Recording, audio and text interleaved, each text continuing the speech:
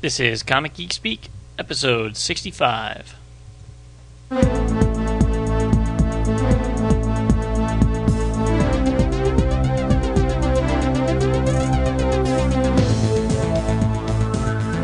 Welcome to Comic Geek Speak, brought to you in conjunction with WorldFamousComics.com, your spot on the internet for the best comic book and entertainment-related columns, contests, features, reviews, news, resources, and more. I'm Brian Deemer. I'm Matt. I'm Shane Kelly. I'm Jamie D. I'm Peter Rios. We are sexy bitches, yeah! And welcome to our show. Hello. How y'all doing? That's very boring when we do that. I don't know why we haven't learned our lesson by now. After 65 episodes, you'd think we'd just go right into the meat and potatoes.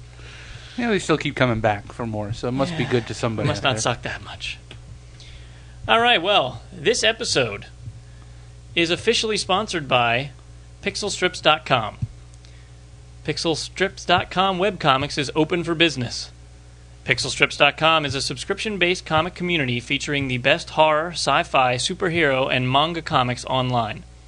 Updated weekly with new comics added all the time, PixelStrips.com is your one-stop shop for online comic reading. Stop by daily to read your favorite comics free. By subscribing to PixelStrips.com, you have full access to the site and its ever-growing archives. Another benefit is the extras areas featuring wallpapers, pinups, scripts, comic character, rough sketches, and subscriber-only strips. PixelStrips.com has an amazing talent pool of established artists like Trevor Von Eden, penciler for Batman, Green Arrow, and Black Lightning. I'm Black Lightning. And was that Saturday Night Live skit? That was hilarious. And Winston Blakely, inker for such titles as Eternal Warrior and Solar, Man of the Atom. PixelStrips.com is also the home of hot up-and-coming new talent like Victor Poon, who does Bureau 13, Randy Gentile, NY Comics, and Husk's artist and colorist John Raunch, who's the colorist for Transformers, Robots in Disguise, and Snake Eyes Declassified. In addition to the best online comics available, PixelStrips.com also features great articles, interviews, and discussions on the forums. PixelStrips.com webcomics, one pixel at a time. Hey, are they copying us? What's that? So we all went to PixelStrips.com. How many times did I say that? I think everyone knows the URL now. That's right. Well, but that's what you do in the good advertising. You just keep saying it over and over. But no, we went to it, and it's not my cup of tea, but I did enjoy what I saw there, so I will definitely think about going there again. I liked it because a bunch of the comics are what I said that I wished I could get in webcomics, where it's like a full page of a comic book, and then you just wait till the next week and you get another page instead of 3 or 4 blocks, panels, whatever. But now there's the one, the Office one. I cannot remember the name of that at the top of my head. Carnival of Cabbage. Carnival of Cabbage. That one I enjoyed, and that was a 3-panel, 4-panel one. It's kind of like, when I read it, it was like Dilbert. I wrote down, it's like Dilbert meets Jimmy Corrigan. Yeah. Because of all the geek references and things like that. My favorite was Melinda, A Vampire Tale. Yeah. The artwork on that was gorgeous. Yeah. Yep, that was one of the ones I had made a mental note to say I thought the artwork was really nice. Actually, what drew my attention to it was just seeing the eyes on that the page that you come up to, and I was like, oh, I gotta read this. Yeah. I mean, I have to agree a little bit with Jamie that I liked what I read, but it's the reason why I don't read comics in the newspaper is because by the time the next issue comes to kind of continue the story, I forget what I read before, and I'm not going to save a month's worth of comic strips just to keep the story along. I kind of like a little bit more to go on. But I really like Bureau 13. Yeah, I like that too. Because at the bottom it pretty much set up everything so that rather than just every week you get a little bit more of the story, you kind of already know the backstory and the overall story. So that kind of helped the progression of just one page every week. Yeah, I like that one too. Yeah, this Melinda one is gorgeous. Yeah, like I went on the forum to see what kind of technique he was using, but he's not really, maybe he doesn't want to reveal it or they just didn't go into detail. It kind of was like, it's probably not, but it looked like charcoal drawings, like yeah, that's what it looks like. Yeah, like using shadow to really mark out the like instead of using lines, pencil lines and all that, it's like using shadows and using sketchings. It was great. It was gorgeous. I think what he's doing there is really some good stuff. Yeah, I in particular like that the NYC comics because they use that I guess the old Marvel Fumete style where they take pictures and then they put the actual photographs and they put drawings over it. And to me, it looked like it was kind of like almost an autobiographical type story. And of all the ones I read, that one would probably get me to keep coming back and looking to see where he goes with that. Because for me, that was the most interesting. And there was a Ham Bone by Robert Ryan, which is and the description of that, Ham Bone is a monkey, a funky monkey. And it's just like kind of like I like that one. It was cute. It's like Calvin Hobbes, Calvin Hobbes, kind of style humor, and it was cute.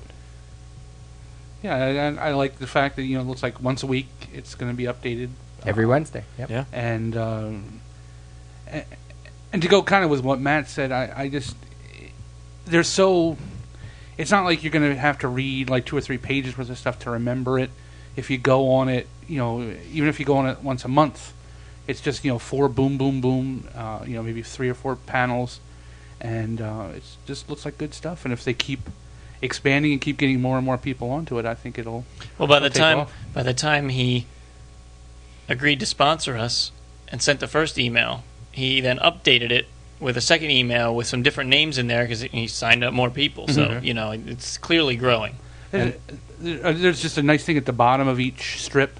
They have the creators, like a little biography of who they are, who the writer is. Not all of them do. I did notice there were a couple that didn't, but there were a few that had who, almost like a page, showing you at the beginning of the comic, showing you the writer, the artist, inker, all, so on and so forth, which I thought was nice. You can get heroes, you can get fantasy. There's even a pirate one, horror one, Adventure Tales, slice of life, and so there was something for everybody on that site. The pirate one, Adventure Tales, that kind of reminded me of the old Phantom strips. When I was little, I think Phantom's back again in the strip. Maybe he never stopped, but it was four panels or something, and that was it. And it just progresses the story a little slowly for my taste, but it was very reminiscent of an old daily strip, like when I was first reading newspaper strips. It was good. Cool. Now, Brian, you said that it's a pay. When you pay, you get the extra stuff, but you can go on and just get the comics for free. Yeah, you can get it's my understanding you can get the latest comic for free. Oh, if you want to look at the old ones, you have to. And the subscription is cheap. If you get it monthly, it's $4 a month. If you get 6 months, it's $20. If you get a whole year, it's $35. And how many strips are on it right now? Well, it's about 13 or so, 14. So really, $4 for a month's worth of 13 comics. That's not bad. Plus, I think it's also interesting for people who have web comics or who have strips that they want to do. Here's another site another outlet. Instead of your own, another avenue. Yep, because you'll have who knows how many people are coming in to see somebody else's work, and maybe they'll see yours. So yeah, I think it's probably a good way. Because if you're doing a web comic and you wish you could get some money for it, how many people are going to pay for just one web comic? Right. But if you all go under one umbrella and share the profits, then you get more attention and people are more likely to pay to get a multitude of comics. Plus, it's a place to get your artwork out there into the public, so that even if you're a new artist and you take your portfolio somewhere, they say, well, where has this been published? Well, boom, it's been published on this website. Go there, and you never know. Yeah, like that Melinda. If I was like a comic editor or something, and I saw that, I would go, okay, let me look at this guy for a couple of weeks, because he obviously has something to tell and something. So he has his own way of saying it, and this is really kind of interesting. Well, right there when it said Vampire Tale, I was like, okay, hooked. Yeah. So there you go, pixelstrips.com. Check it out. Very good. All right, we have finally, after much delay, finally selected winners to our anime and manga course for our anime manga contest, and we have one anime winner and one manga winner. What we're going to do is we're going to announce the anime winner in this episode, and then next episode we'll announce the manga winner, and we'll play their winning entry. And let me find. I have to find the file now. I have it downloaded here somewhere. I don't want to play the wrong one. I won! Oh, crap. Wait, now I actually don't see it now. Where the hell did it go? It just freaking played it. That stupid computer stealing your files. Oh, crikey. Now I gotta go download it again. Time for us to vamp. Yeah. Anybody reading anything good really now? Comics wise? Well, actually, while we have some time, I know we've probably talked about Justice League Unlimited, the cartoon, a couple times, but I just really want to say to everyone that works on it, you guys are doing an unbelievably great job. It's definitely... I always come back. It's probably the only cartoon I really make sure to tape, to watch, do what I can to see it. But you can tell it's by people that enjoy the comics, that are comic fans, just like we are. I got the one DVD with one of the first couple episodes with Aquaman, and I remember there was a bit that Bruce Timm was talking about it and how that they had to hire a mercenary to take out Aquaman. He's like, "Why don't we just make a Deadshot?" So it's just one of those things that, when they're coming along, if they can throw in other characters that already exist rather than create somebody new, they do it. And it's those moments that I think fanboys like us go like, yes, I can't believe it's that guy. Just the most recent one that they did that involved Wonder Woman and the Viking Prince. My geek moment was just seeing that Joe Kubert artwork that they used. I mean, they could have animated it. They could have, when they were telling the story of the Viking Prince, they could have animated it, but they didn't. They took, and I don't know if it was new Kubert artwork or what, but they just put, and as soon as it came out, I was like, oh, that's Joe Kubert. And then I thought that was really cool too. But you're right, it's definitely made by people who enjoy the series, who enjoy comics, who know the history, and enjoy incorporating that into, just when we watched the first episode of the Unlimited, and Peter, we had to stop every 5 minutes because we were going to the back room. Every 5 minutes? Wait, go back. Seconds. Wait, go back. Let me see. Who's all that? Okay, hit pause. Okay, that's that, and that, and that, and that, and he's there, and oh my God, she's there. Oh, that's so cool. So yeah, it's definitely put together by people who love this stuff. And it's definitely not like a Super Friends type of thing where there's definitely stories there that adults can follow along that you don't know what's going to happen way before it happens because the level of the story. Right yeah, now. I mean it's definitely. I mean, I'm not saying that kids can't watch it, but it's one of those things that it's exactly like the books themselves, where there's enough of a story that you have no idea how it's going to progress. Mm-hmm. And Teen Titans also started following suit with that, with the first few episodes from this new season that just started. I'm not sure about some of the villains, if they were actually Teen Titan villains. I'd never heard of some of them. The Brain. Yeah, those are the Brotherhood of Evil. But it's really good. I'm really enjoying it. Yeah, and it's. I will agree. I mean, we're off on a tangent now, but I love the fact that they brought back the Doom Patrol. And, that was great. Steve Dayton as Mento. I was like, as soon as I saw it, I was like, oh, it's Steve Dayton. Oh, that's so cool. So, I mean, they know their history, and they're really enjoying it. And that's, whenever you hear any creators, I hear a lot of creators talk about, when they talk about the shows and anime shows, Teen Titans is always the first one on their list. And it's nice to see that Teen Titans threw in the Doom Patrol, where you would just normally expect that from Justice League, and here you have Teen Titans actually doing it too. So, looking into Beast Boy's history. Cool. So, did you find it yet? Yes, I did. Okay. I have the file. The winner of the anime contest is Ian Levinstein, who is actually on our forum as I Am Sci-Fi. So if you're on the forum. And so here we go. This is Ian's anime report.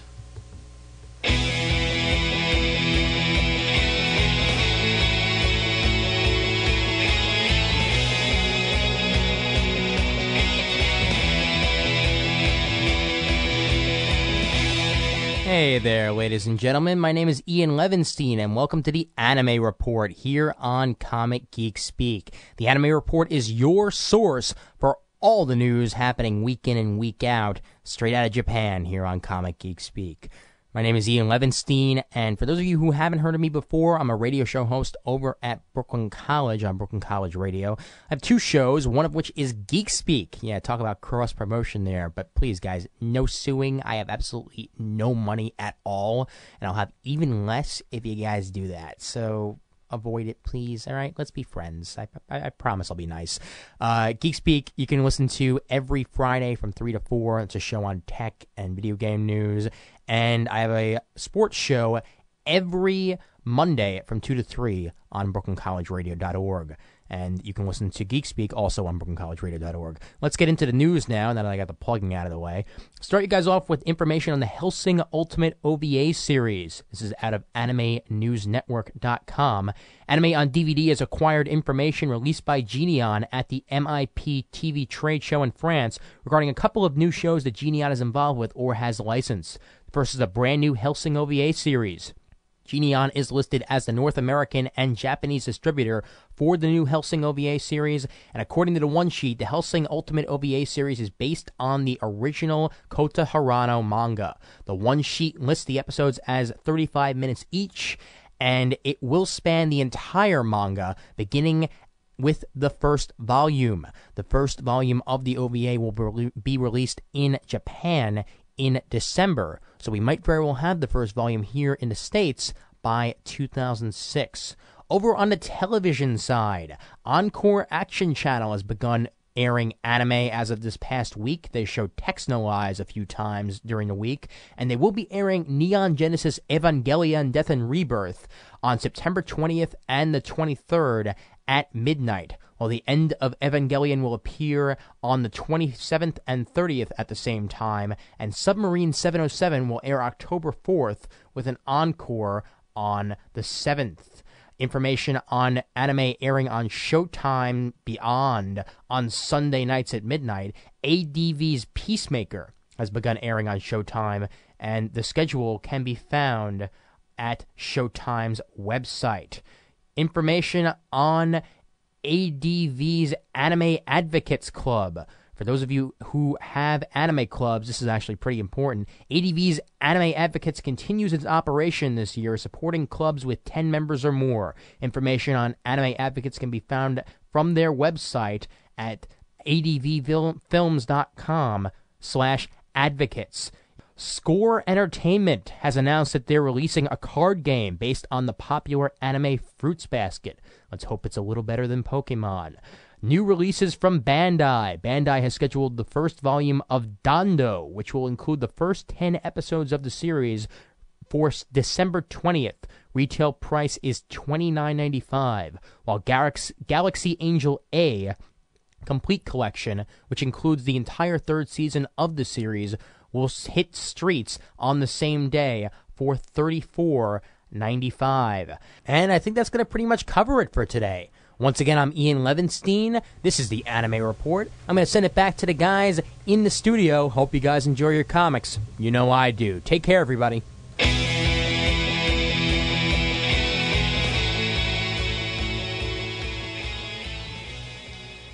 All right, well done, Ian. Yep. And I thought we were listening to. We were going into a Buffy episode there with that music. That was good. Yeah, but it was good. Definitely very good. So whenever you have another one, Ian, we'll play it. Don't You are give now us one every episode. We won't play one every, but like once every 2 weeks or month or whatever you feel like doing one. You are now official. That's right. We're very laid back over here, so whenever. Yeah. Whenever you get around to it. That's right. That's all our other spots are. Whenever there's one shows up in my Gmail, I go, well, cool. Time to play that.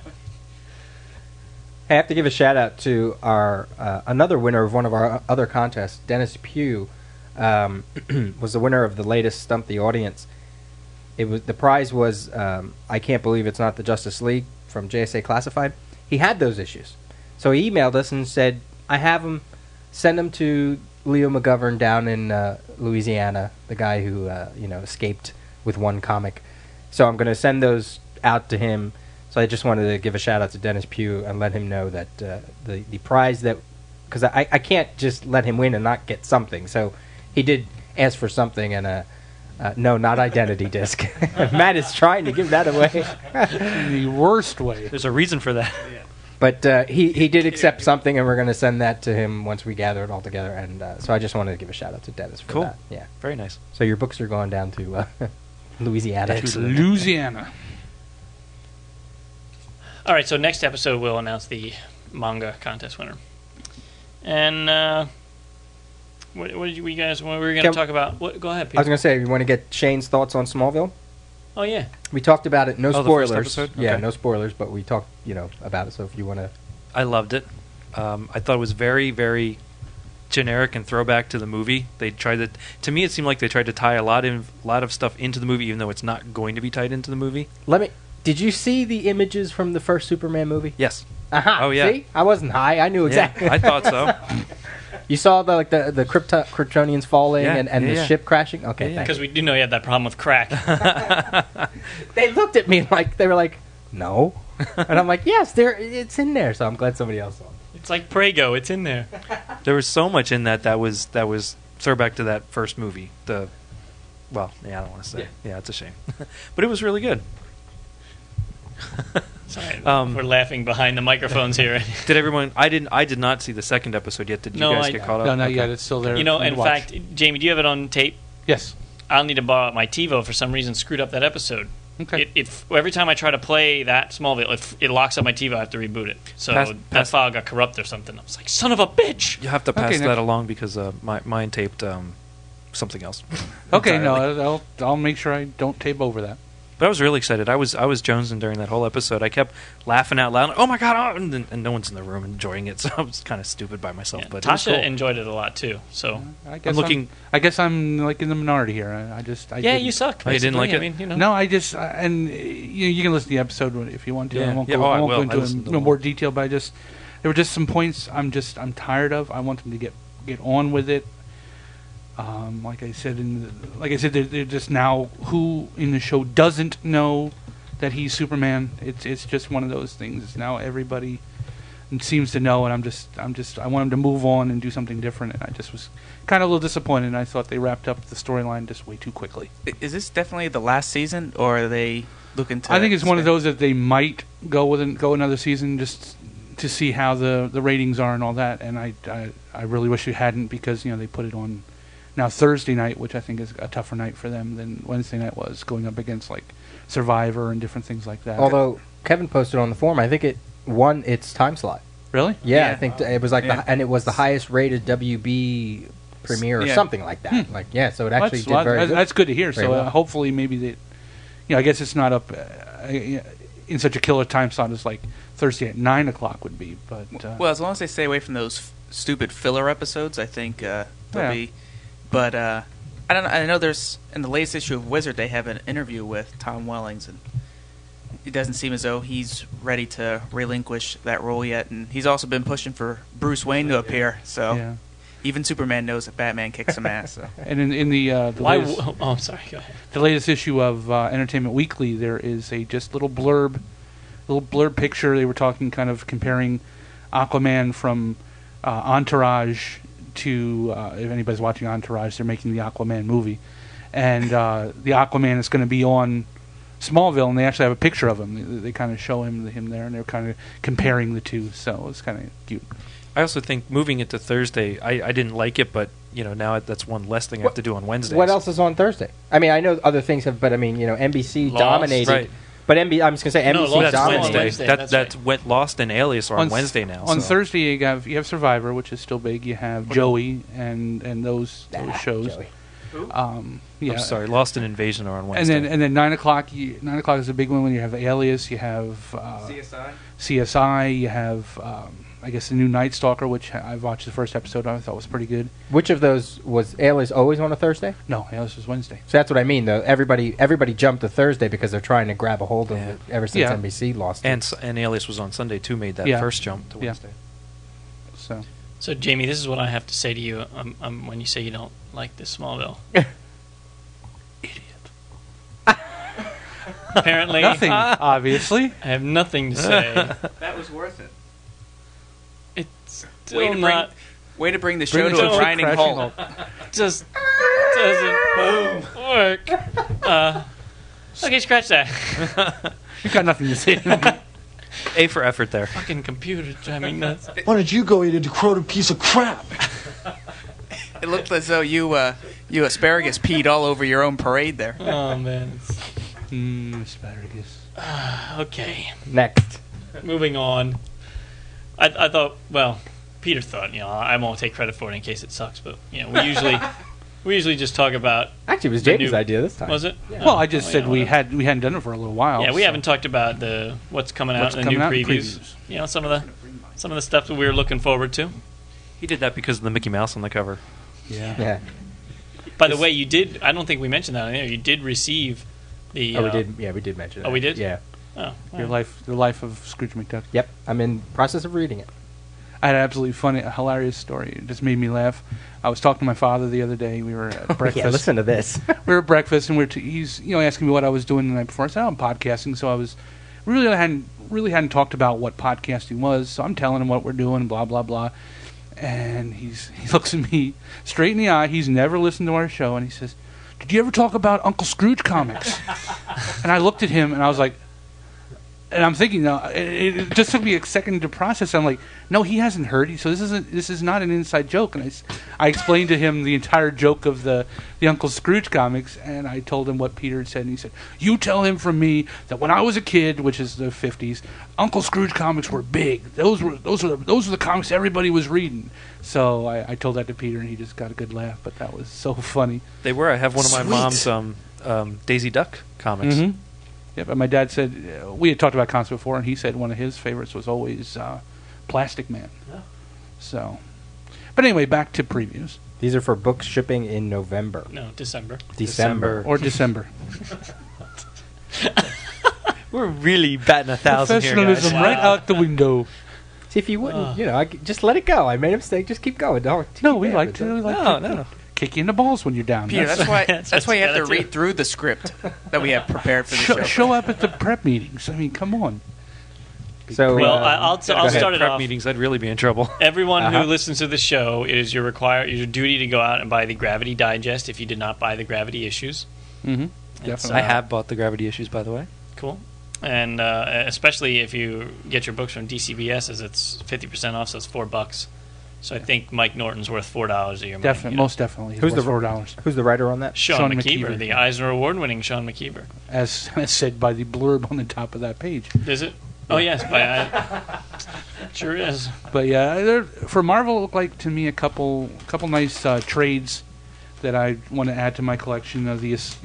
People that have heard me talk before and know I enjoy the Essential books. And this month I've been looking to get these individual issues, but the Essential Spider-Woman is coming out. So I mean, I'm going to pick that up too. For $16.99, I'm sure it'll be at least 35% off where I get my books from. I think it's a 50. Well, if it's a 50, there's no reason not to get it for $8 for 25 or 30 issues. I'm sure Kevin will be getting that as well. Yeah. For you trade people, are you going to get the Spider-Woman series when it comes out in trade, the miniseries that's starting in December? I'll get the trade. Yeah, well, that's what I mean. Yeah. For Marvel, my idea is, if I'm on the fence about it, is wait for the trade because I know they're going to come out with a trade quickly.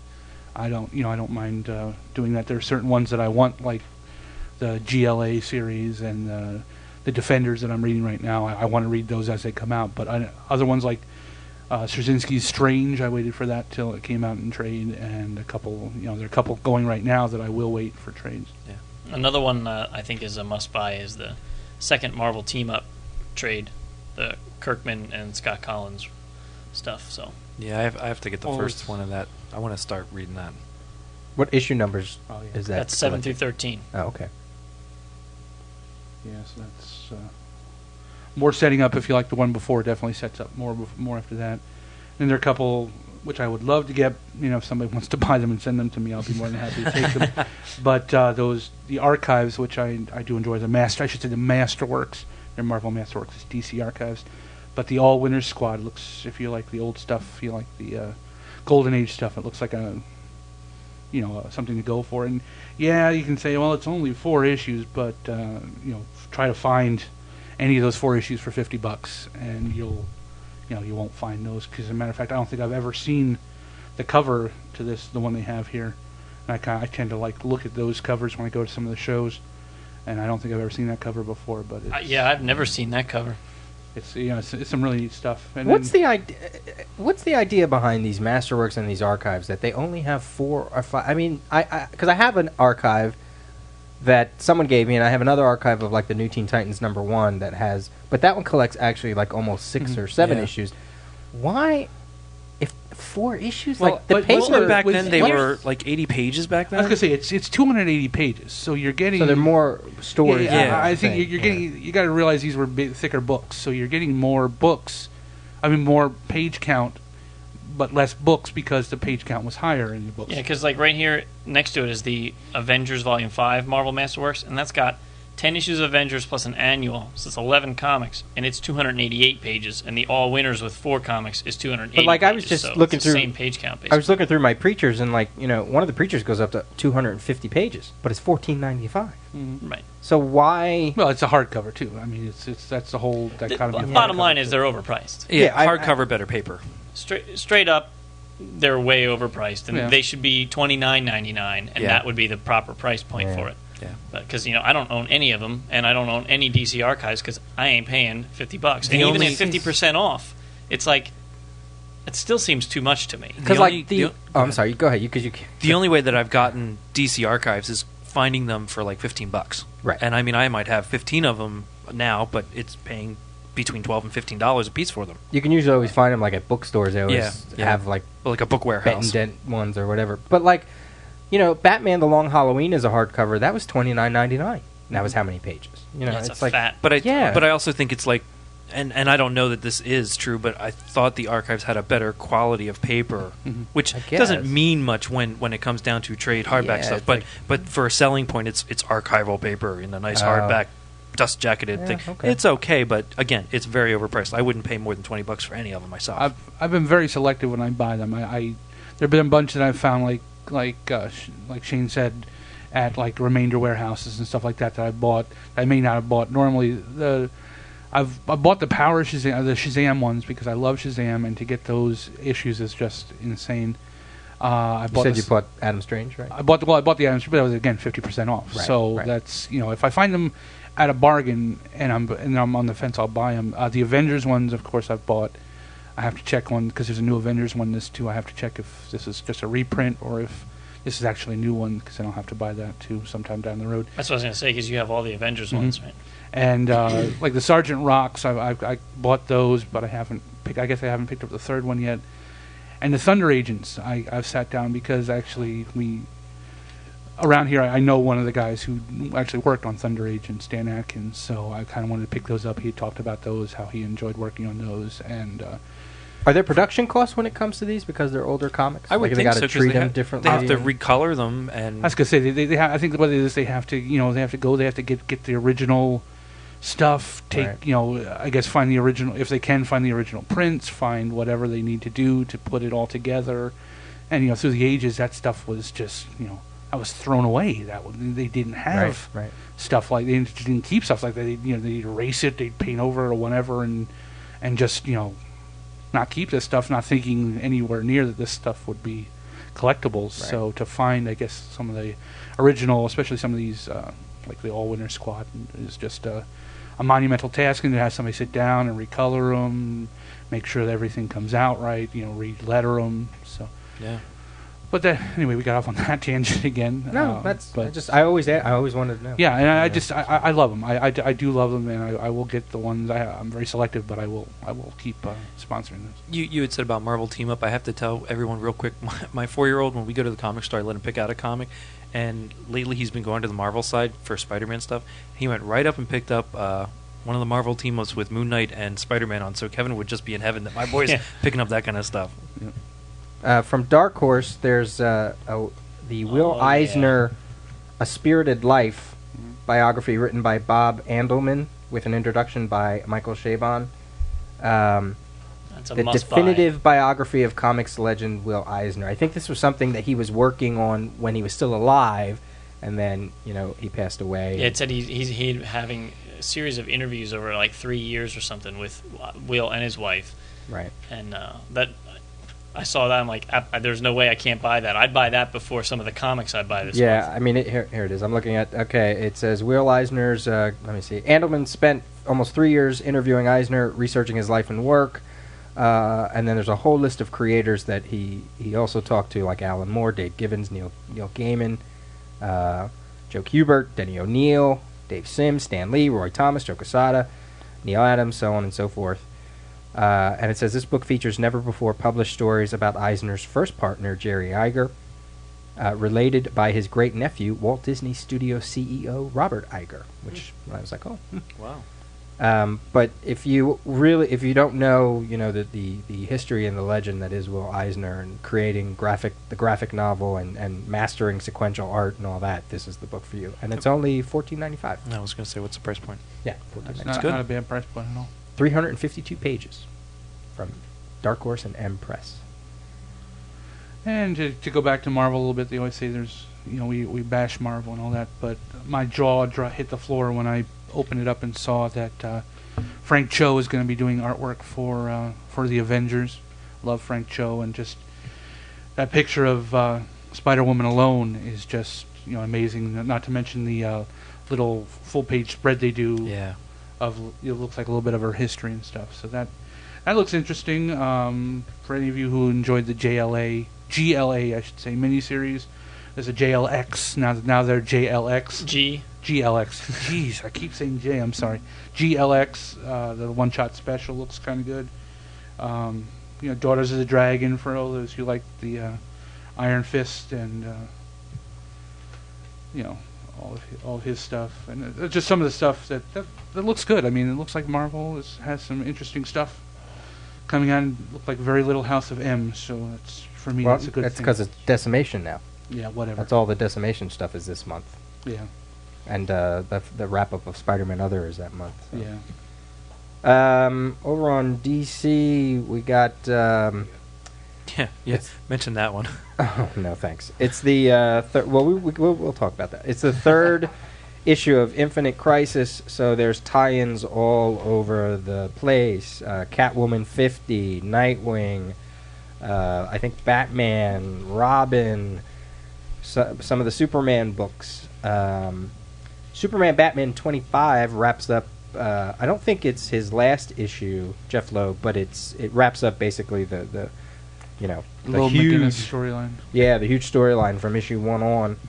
I thought it was his last issue. I thought he was only. He's doing one more that his son was writing, and then when his son passed away, they decided to finish it, and they got all these creators, and I think that's 26, so they're going to be doing that. Did you notice at the end of Smallville? Yeah, they dedicated nice. to him.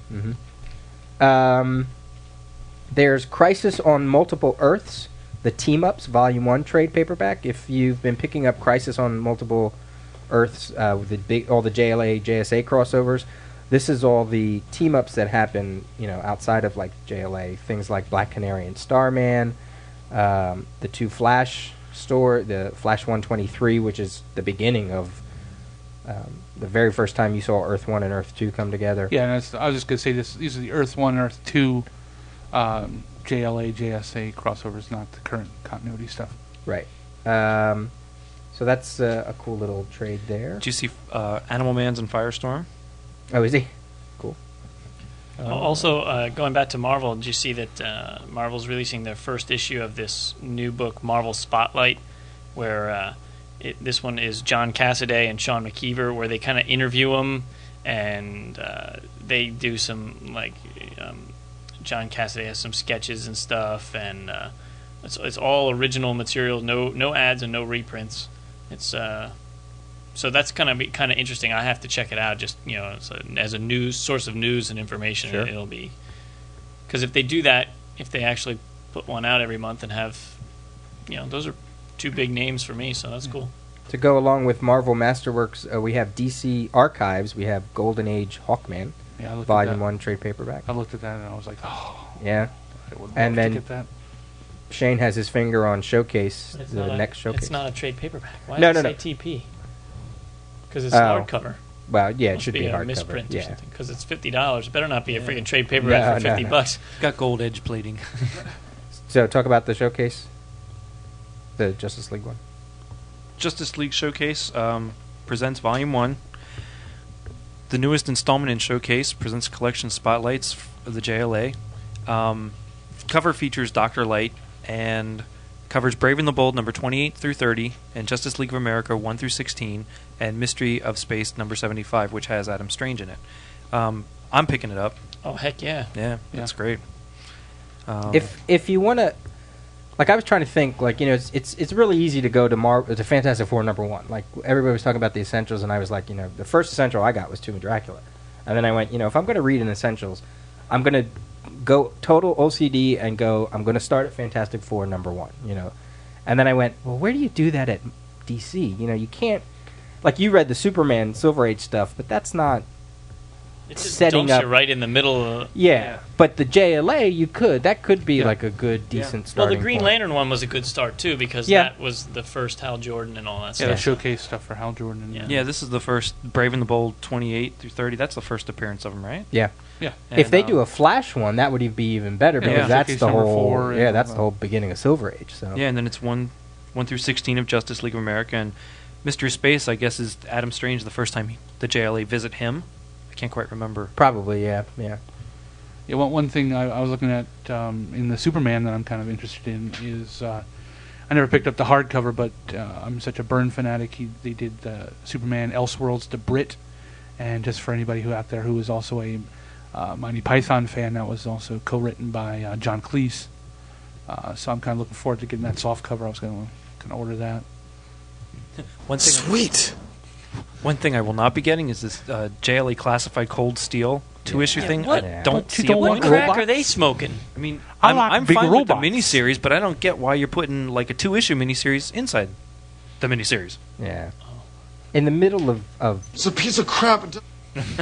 in the middle of like this huge event, they're getting all their stories are just so good, and then they release that. Throw and that it's just, Yeah, Yeah, but I it's don't JLA get that. Classified, so they're doing what they wanted to do with JLA Classified. But it's not JLA. It's actually No, a it's- miniseries. Yeah, No, but it's but it's JLA called Classified JLA miniseries. but it's a miniseries outside of JLA Exactly. Classified, which does Right. not make sense. Right, they should have just had it right in the regular Yeah. series if Exactly. you're going to do it. So that Well, to me, I is think like, they figured that not so many people are going to be buying that, so if they put it in the regular series, people start dropping the book, which if they know that, then why publish it in the first I know exactly. Well, that's the thing to me with a lot of these miniseries. If the stories are that good, then why don't you shove them into the regular books? I mean, there's a couple that I can see there's an exception that can tie into a little bit of backstory, but Yeah. something like this, and then I see this, and I read that for an Alex Ross calendar that I had, that he had proposed these headshots of all these different villains and heroes that was dumped. Oh yeah. And I was like, why would you dump that idea? I would definitely buy that. But to keep that.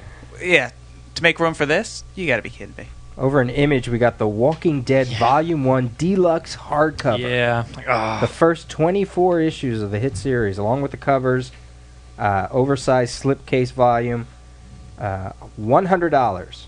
which DCB has for 50% off. So, Right. but $50 is still a lot. It's still $2 an issue, which I guess is cheaper than cover price. So, if you'd never bought the issues or the trades, you're still saving a little money. But It's limited to 150 copies. That's the cool part. no, Yeah. no, Says it right here. Oh, yeah. Oh wait, maybe No, the signed and numbered is yeah, limited to they're 150. they're printing only as many as they get orders for, is what it says. Right, and then if you want a signed and numbered one, which is $150, that's limited to 150 copies. Okay, I see. But that's it's kind of like one of those, if you knew If they you were only coming, knew. if you only knew, but that's the dangers of when you go over to trades, you never know when the next best one is coming along. Crisis. How many times have we Yeah. all bought Crisis on Infinite Earths? Once for Once. free. Once, Twice. and that's absolute. Be third. Fourth, Say- actually. Fourth. Twice because I have the original issues and I have the trade paperback. That's all I need. got the trade free from the Science Fiction Book Club, so I But- paid nothing. But how cool was it to get your oversized Absolute Hush in the mail? That was that cool. was- Gorgeous. The best part about that is I sold my issues of Hush on eBay for like 50 cents more than what I paid DCBS for the oversized hardcover. So I basically got it for free. What I paid for the issues is what I paid for the hardcover, as far as I look at it, and I'll do that every time. At the time Hush was coming out, I was getting, for whatever neurotic reason, 2 copies of it. So I sold one set way back when to pay for my set, plus some stuff. And then Crisis you sold? No, did I say Crisis? Hush. No, Hush, Hush. Hush. Hush. Okay, I'm sorry. Then I bought the hardbacks of Hush, and I sold them so I could buy this hardback of Hush, and it paid for itself. So I'll just keep trading up. Exactly. It's nice when it works out. In IDW, we have Fallen Angel #1. It moved away from DC, and Peter David took it to IDW. It's Peter David with J.K. Woodward on the art. And for those of you who read it before, they're actually going to do her origin. So it's a character. It takes place in the city of Bete Noire. It was people, it was kind of hit and miss, and I know then people, got behind it, and the critics were behind it. Everybody really kind of enjoyed it, but it just never caught on. So thankfully, it's one of those that you wish would keep going, and we get our wish. It's gonna keep continuing. Now the real question is, if you never read DC's Fallen Angel, will you know what the hell's going on if you buy it? Yes, I think you will, because in the original run of Fallen Angel, the question about the series was this character the Supergirl character that Peter David used to write? It never really came up in the book, but fans were always like, oh, well, her name is Lee, and she's got these powers, and da-da-da, and it's no spoiler whatsoever because it has nothing to do with the story. So they let that mystery go. They kind of would toy with it. But now that it's totally away from DC, he's coming up with an origin, so it's almost going to be like you're starting fresh. He can actually do whatever he wants now. So I think it's going to be a nice break away from the DC stuff. And if you go back and listen to our interview with him at the San Diego Con, he pretty much says exactly the same things. I asked him if there was things he was going to do with this new one that he couldn't do, or that DC wouldn't let him do, and he pretty much said exactly what Peter said. He said, "Was was this Linda Danvers or wasn't this Linda Danvers?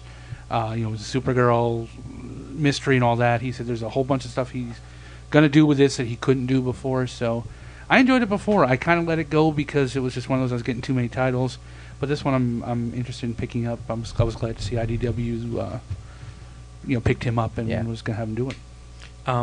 I want to throw in Moonstone has a Buckaroo Banzai comic book coming out. It's going to be 3 issues and this preview issue, and I think Lena Taylor mentions this on her When I Read Comics podcast. I think it's the director that has something to do with it, or the original writer of Buckaroo Banzai. Does it say on the page? It doesn't. It says who they are, but I don't know the movie well enough to know the names of the directors. What are they? I lost Where'd it go? There it is. Mac Roach, W.D. Richer, Stephen Tompkins, Keith Williams, and Dennis Calero. So I'm looking forward to that. I always like that. At the end of that movie, they have the next movie was supposedly this, and of course it never came out. But I always liked that movie. It was a fun, quirky movie. I've never seen that movie. My goddamn planet, Monkey Boy. Yeah. Over in Boom Studios, it's page 242. Keith Giffen has a book called Jeremiah Harm. Keith Giffen, Alan Grant, and Rael Lira. From the original Lobo writing team of Keith Giffen and Alan Grant. But put your bastages away. This ain't no comedy. Just hard-hitting science fiction action with a gritty tone and a brutal anti-hero as the lead. When 3 of the galaxy's most fearsome criminals escape and wind up on Earth, the authorities have no choice but to free the most wanted man in the universe, Jeremiah Harm, to track them down. He doesn't love you. He doesn't want to be your friend. He isn't your superhero. And God help you if you find yourself in harm's way. Ha ha ha ha. Boom Studios, Keith Giffen also did, I think it's last month. I almost missed it. He did, it's called the 10 One-Shot. And since he's doing the translations on Battle Royale, he kind of, I guess, was inspired by that. And he did this one-shot where 10 people they're each given a gun with 10 bullets, or 10 bullets? 9 bullets, or whatever it is. And they basically have to go out and survive. And it's supposed to be really over-the-top and violent. So he seems to be doing a lot with Boom Studios. That's also where Hero Squared comes out, from that same studio.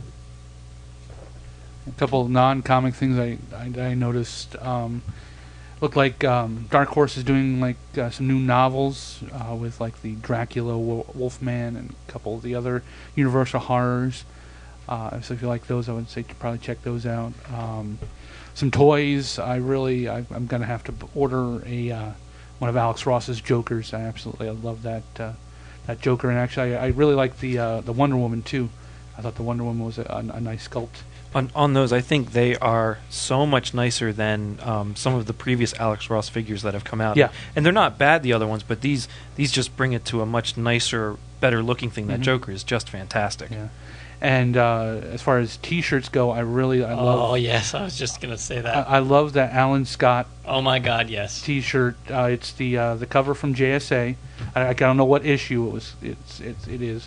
But all 76 or something like that. We were just talking while we were the other night when we were together about Peter and I were about how much we love those covers, and we would like to see him reproduce those somewhere where we can just get the covers without the JSA, logo on the top and all that kind of stuff, because they're just so gorgeous. And I'm really debating on whether I want to get that or not. I'm going to get the DC T-shirt with the big 3 on it.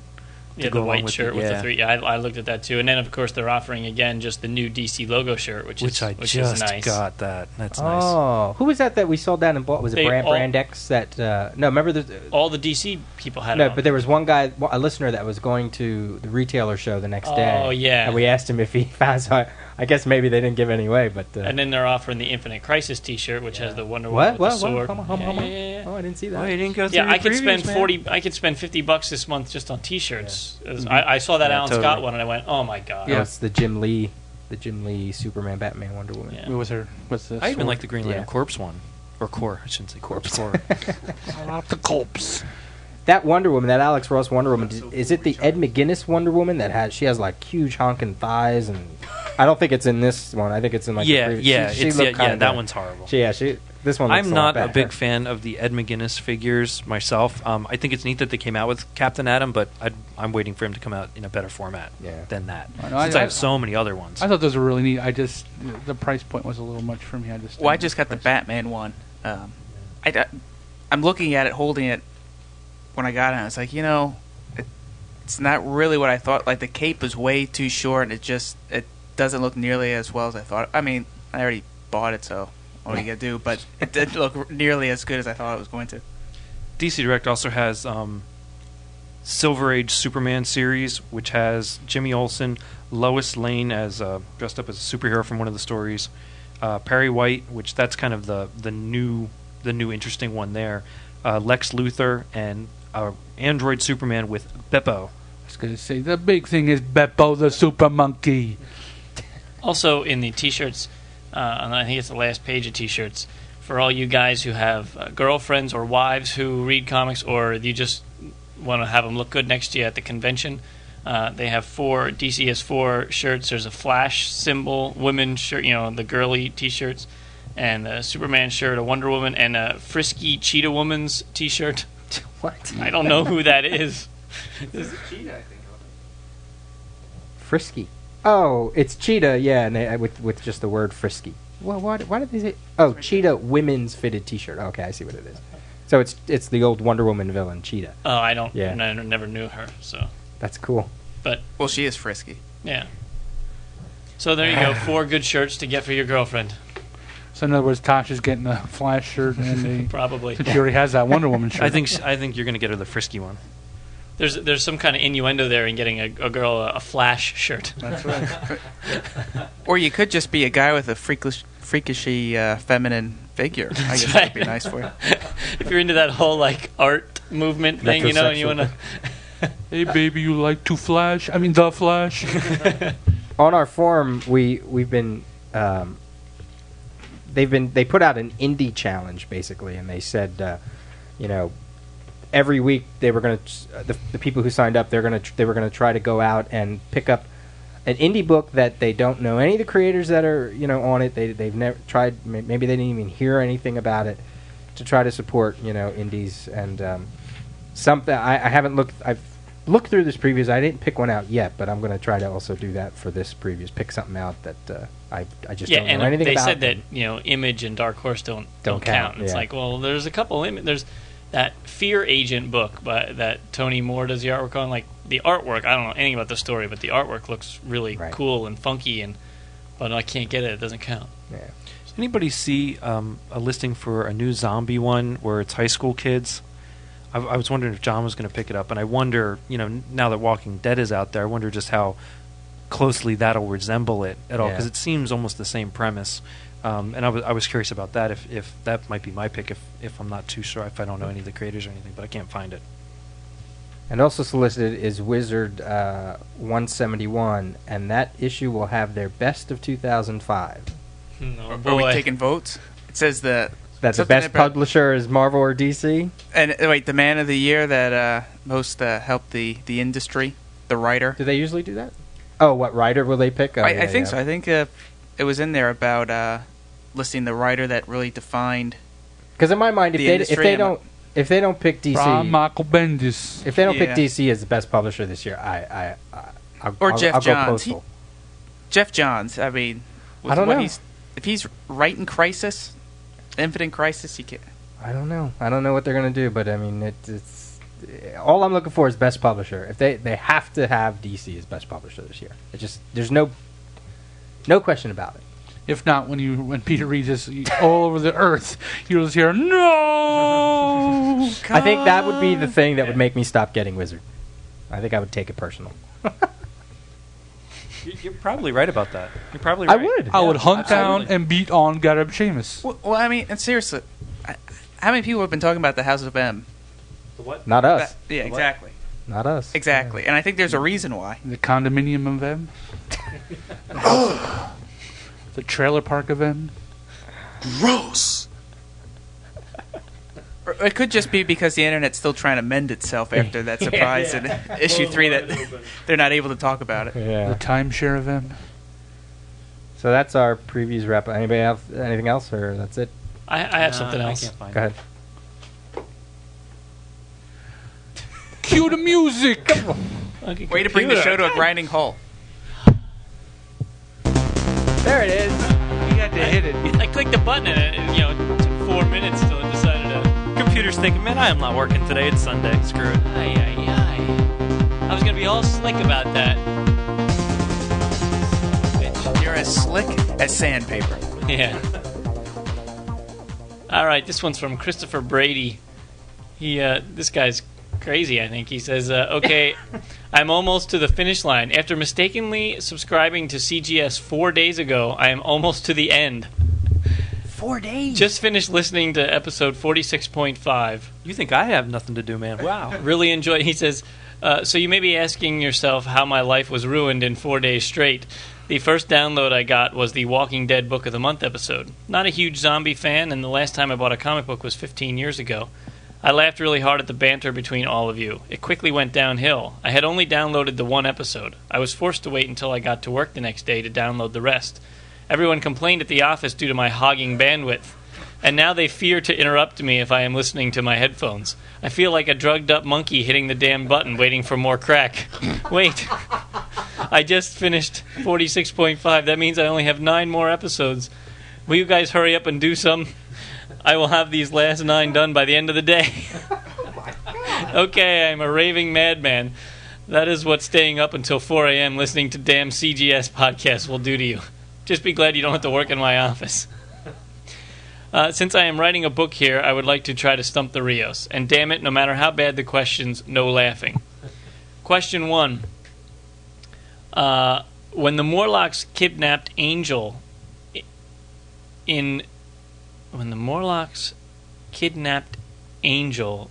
to be married to Callisto, who were the Morlocks that did the kidnapping? I'm reading them here. These are ones that we've heard their names many times. So. And we're not laughing at the question. We're laughing at Peter's like, oh, no. Was this before the was this before Mutant Massacre? Because I thought maybe he was going to do that. All that crap blends together. I have no idea. Let's do Caliban and what other Morlock is there? Mask. Close. It was Sunder and Mask. Sunder. Question 2. Correctly spell Colossus's little sister's first and last name in reverse. No, just kidding. Just spell her name. Okay, Rasputin is Rasputin, unless he wants the Russian name, which I am not. No, that's right. And Ilyana is Illyana. That's correct. Woohoo! Question 3. The 1992 Captain America was bad. So bad that I have chosen to stop this question. Please proceed to number 4.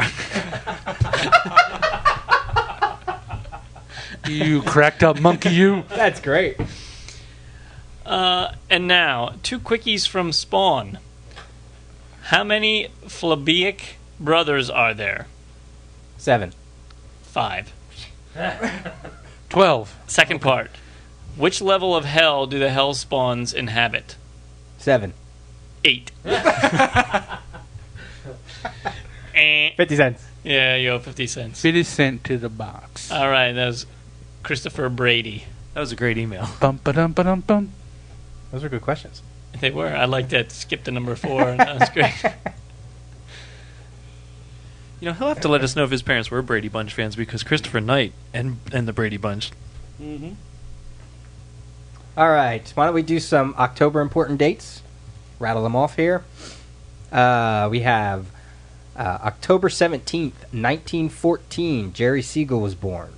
October 24th, October 17th, 1914, Jerry Siegel. October 24th, 1915, Bob Kane was born. Did they go on to do anything important? Yes. Okay. Cover date of October 1939, Marvel Comics #1 was the very first Marvel comic. Cover date October 1940, All-American Comics 19 was the first appearance of the Golden Age Atom. Bernie Wrightson was born in Baltimore, Maryland, October 27, 1948. Cover date October/November 1952, Mad by EC Comics publisher William Gaines and artist-writer Harvey Kurtzman hit the stands. Adam Kubert was born October 6, 1959. Sam Raimi was born October 23, 1959. We have cover date October 1970, Conan the Barbarian #1, 21-year-old Barry Windsor Smith's first work for Marvel. 21. Can you imagine being 21 and back in those days? That's amazing. That's awesome. Cover date October 1985, Crisis on Infinite Earths #7 was the death of Supergirl. Cover date October 1987, Alpha Flight 51, first artwork by, anybody know? 51 is Jim Lee, isn't it? Jim Lee, yep. October 8th, 1988, Superboy, the weekly live-action TV series debuts, lasting 4 seasons, and produced by the Salkins. But they kept changing Superboys. There was like 3 of them, right? I think. I thought 2, but 2? You could be I right. don't remember. All I remember is Stacey Hyduck. Yeah, as Lana Lang. And then right after that was My Secret Identity with Jerry Connell. Oh. And she was also in that Kindred. Remember Fox came out with that Vampire Kindred series? She was in that as well. As well as Sequest. Is that the one based on the White Wolf? Mm-hmm. Yep.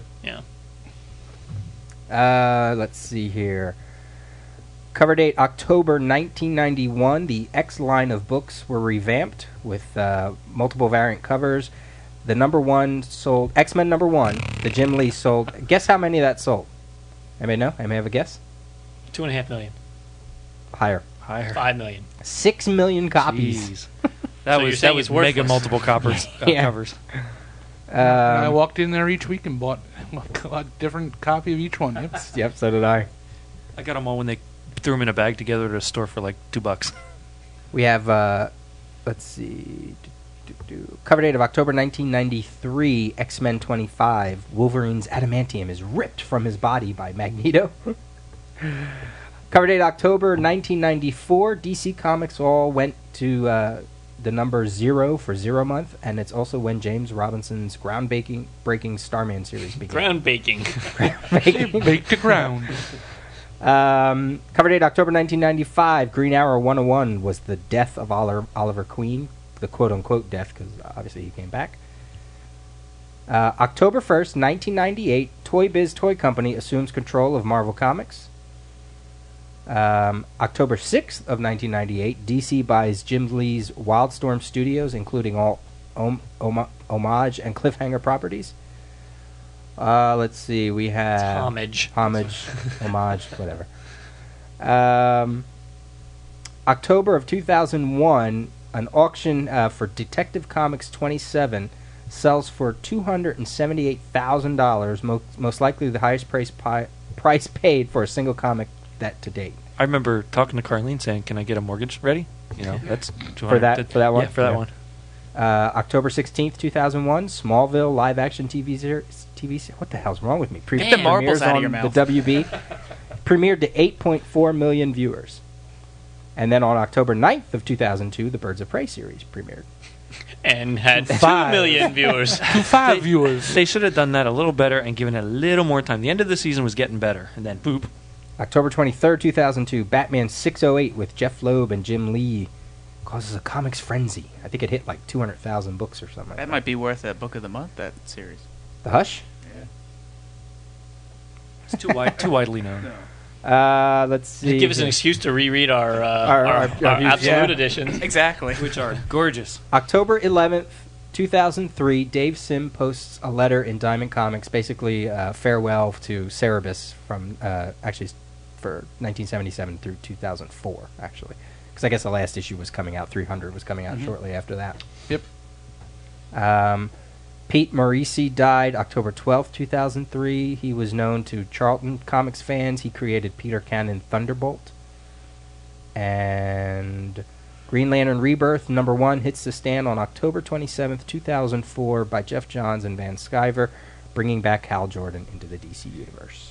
Quick question: what was the the date of the first Marvel issue? It's a cover date, 1939, October. Doesn't that kind of contradict the trivia question that we had the other night that Brian was arguing with you about? No.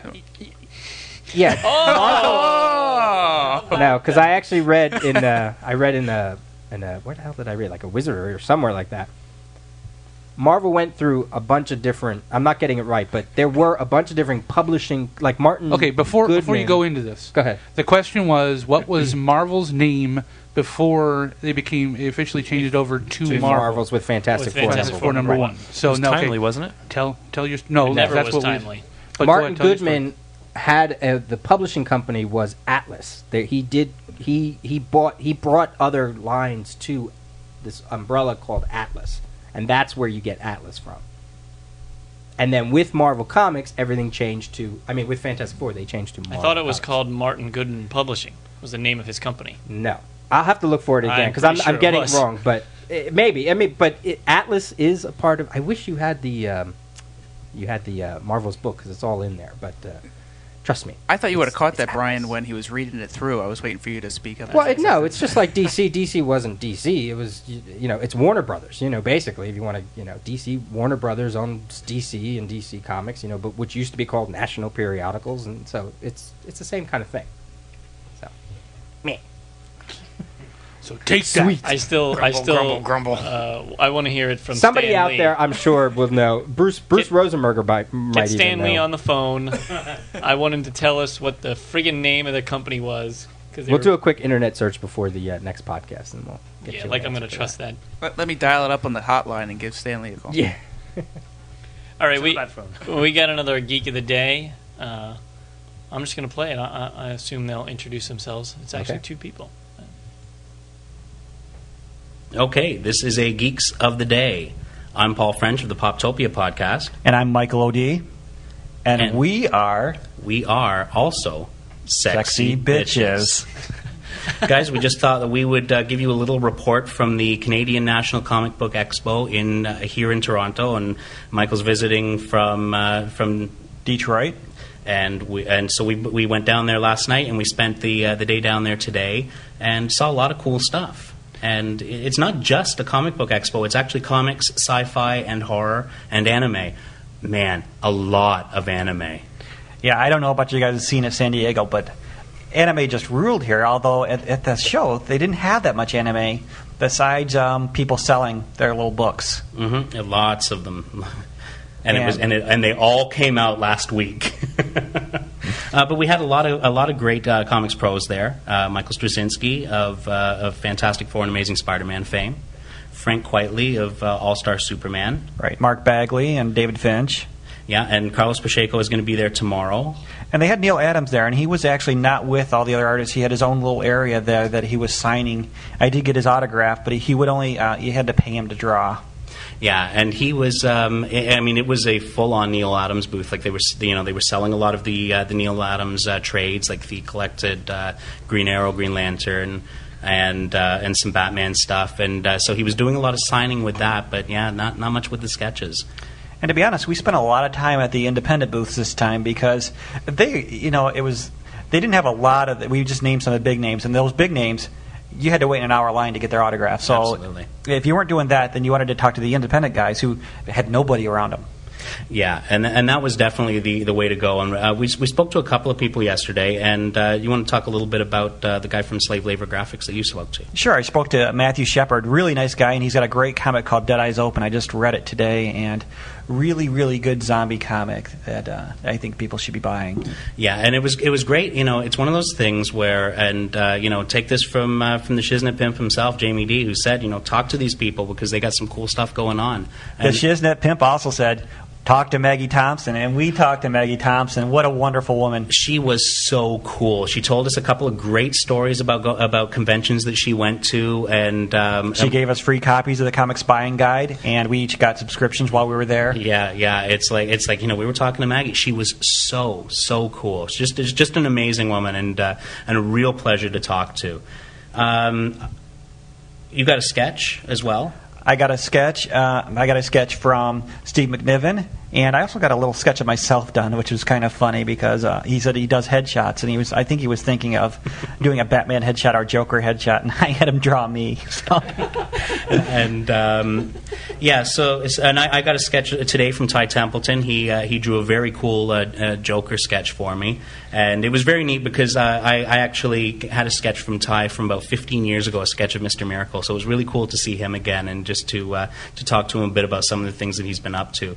And also they had Carl Kershel, who, and I'm probably butchering his name. He's one of the artists on Superman, and actually he was working on a cover that's due for a solicitation this week. So he wasn't doing any sketches today because you know his editor was there. Eddie Berganza was around at the show.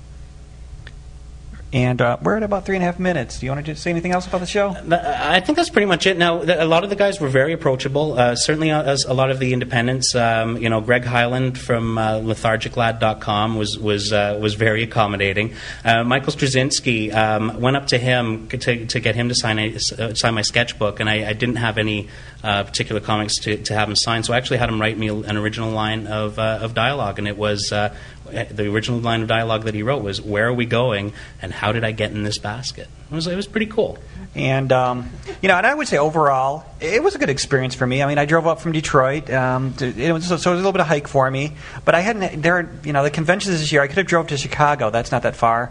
But this one looked pretty interesting with all the different types of people it had there. I will say it's smaller than I expected, but yet I was still wanting more. So I would say, you know, put it on your list if you're in the area. It's definitely something to go check out. Absolutely, and we did get to see Erica Durance. I have to say that. I just have to say that. We saw Erica Durance, and you know what, guys? You didn't. Well, there's that. And also, she is even hotter in person. Unbelievable. Anyway, I think we're going to wrap it up. We're going to wrap it up, but I want to say, guys, we love your show, and we have our own podcast. We are going to pimp them right now. I've got the Poptopia podcast at www.paulfrench.ca/Poptopia. And I've got the Most People Are DJs podcast at www.mostpeoplearedjs.com. Thanks very much, guys, and keep geeking on. They're killing me. Bastards. Oh, on three. 1, 2, 3. You bastards. Come chugging. Erica Durance. You always have to take it that one step too far. I know. I don't even see the line. That's how blurred it is. But no, I'm glad they actually went up and on our recommendations, and mine in particular, and talked to some of these people, because that's what we keep telling you: go to shows and talk to people. That's what they're there for. Except Erica Durance, stay away from her. That's for us. Yeah, we're trying. Yeah, I was gonna say, keep your paws off of our women. Did Wizard World Dallas? Did that already go? Is that already? That's that's November. that's in November. Oh, okay. So if anybody goes to Wizard World Dallas and they want to send us a little Geek of the Day, Hopefully, on that, that'd be cool. Brad Milo will be going because he lives nearby. And Whoever's going, maybe we could send him a shirt and he could give it to her. Get Erica Durance. Is she going to Dallas too? I think so. Oh. Get her a white one, and we'll give you some water as well. I want to give a shout out to another podcast that another listener who didn't want a prize. Derek Coward. He does the DeliberateNoise.com. I think it's .com. Deliberate Noise. He's on the forum as Kafraco, and he does a podcast about comics, about movies, books, some tech stuff, some music stuff. So I checked out. He said, "Don't send me the prize, but check out my podcast instead." So I did, and they're good. They're good. About 15 to 18 minutes long. They're not, they're not marathons like we do. And he has some really interesting things to say. So I was glad I checked that out. And then also another one, the Geek 4x4. I wanted to give another shout out to that one again. Who runs that again? Because I totally throwing out of my head. You put me on the spot here. I know, don't remember. I know. I see. I mean, he sends me emails all the time. He's also on the forum forum too. And, and I just am blanking out. So, so maybe I'll give you another shout out next episode when I have your name, because it's right here. I just can't think of who it is. The Geek 4x4 by Cannot access. Access denied. Do I have I don't have no, I don't have my podcast list. Crap. Anyway, go listen to the Geek 4x4. I think we have it linked on our blog. we might. So, yeah. Cool. All right. I think we're done. Sounds good. Yep. Yeah, I think so. I think we're done. Sure. Stick a fork in this. Once again, we want to remind you that this episode was sponsored by pixelstrips.com. It's a subscription-based comic community featuring the best horror, sci-fi, superhero, and manga comics online. Updated weekly with new comics added all the time, pixelstrips.com is your one-stop shop for online comic reading. Yes, thank you very much. Yes. Yeah, it's definitely worth it checking out. And they're very excited because they got Trevor Von Eden, penciler for Batman and Green Arrow and Black Lightning. And I know there are some fans of Trevor Von Eden from the old Thriller comic that DC put out. So that was mentioned on the forum. So if you were a fan of Trevor Von Eden back in the 80s, so he's doing work. That's cool. Very cool. Once again, I'm left No freaking music. with my stuff. I'm trying to remember everything I have to do, and then I always forget to do something. I don't want my brother standing When there we with build his our dick in his studio, we'll have every responsibilities divvied out. That's right. Yeah, we got to sell a hell of a lot of T-shirts to pay for a whole studio. My God. All right. If you would like to send us an email, you can do so comicgeekspeak@gmail.com. Please check out our website, www.comicgeekspeak.com. We got lots of information on there. We're going to be putting some new cool stuff on very soon. A big thanks to Bob at GameCircuit.net for hosting all of our files. And a big thanks to UpAllNightGaming.com for hosting the website. Please, please, please vote for us on Podcast Alley. We know you are because we're getting more votes than we ever gotten before, but we just want to keep getting them because our ranking is dramatically rising and it's awesome. And if you're going to subscribe to our show, we urge you to do so using iTunes because that boosts our ratings in iTunes, and that's always good too. And if you would like to get a T-shirt, you can do so on the swag section of our website. They're only $10. That includes shipping. And I guess that's all. Oh, I haven't asked for this for a while. Please send me a postcard. We have a section on our website. The gallery has some postcards that people have sent us, and I would love to have some more because I collect them personally. And so just send a postcard, and we'll put it up on the website. Once again, we're brought to you in conjunction with WorldFamousComics.com. And as always, we are uniting the world's mightiest heroes, one listener at a time. See you later.